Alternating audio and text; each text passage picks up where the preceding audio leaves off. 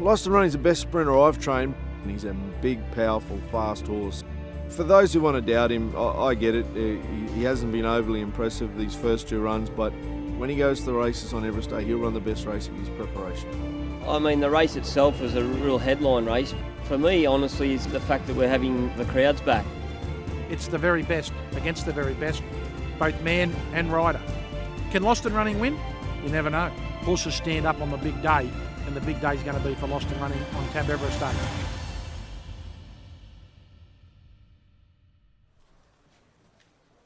John O'Shea, horse trainer and trainer of Lost and Running for the Everest. I've been a trainer for 20 years and trained ultimately thousands of horses, so I've got a good experience in it.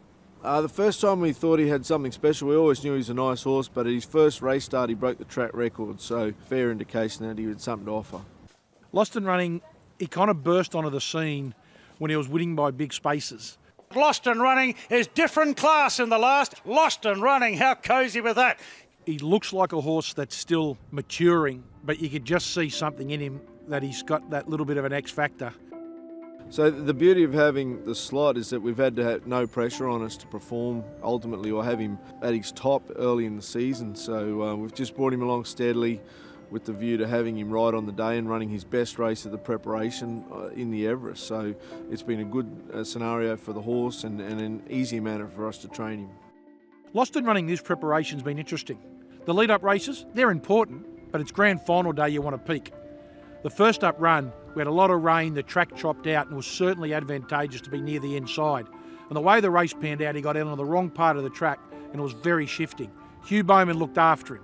His next run, hot speed, no coincidence, the first 3 place getters come from the back, yet he was on top of that speed and he had to cover ground. Again, Hugh didn't knock him about. I've had a relationship with Hugh Bowman since he was an apprentice. His record speaks for itself. He's ridden 100 Group 1 winners. There's only 4 other people in our game that have done that, and so that sort of says how good Hugh is when it comes to the big days. You know, I couldn't think of a better rider for the horse. When you talk about the TAB Everest, you talk about the best sprint race in the world. It's often regarded Australians have got the best sprinters. Well, the best sprint race in Australia is the TAB Everest.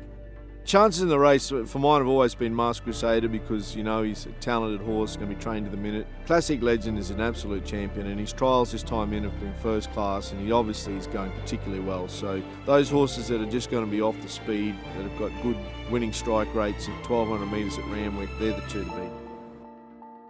Oh, look, to win an Everest, it's now one of the 5 majors and, you know, with the Melbourne Cup, Caulfield Cup, Cox Plate and Golden Slipper. So, you know, you're winning a major, it's a pretty exciting day irrespective of the prize money.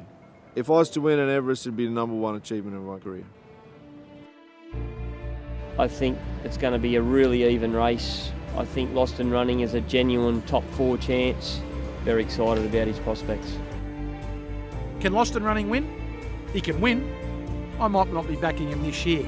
I still think he's got improvement to come. A few of the others might just be at the top of their tree.